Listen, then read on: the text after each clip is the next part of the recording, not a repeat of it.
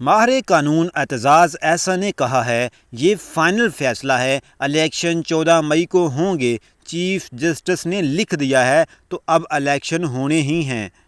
कि जो supreme court ने लिख दिया और वो फाइनल फैसला है। एतजाज़ अहसन ने कहा, सुप्रीम कोर्ट के फैसले से कोई ताकत इनकार नहीं कर सकती। आइन कहता है कि 90 दिन में इलेक्शन करवाओ, हुक्म अदूली करने वाला नाअहल होगा। ये इलेक्शन 14 मई को होंगे।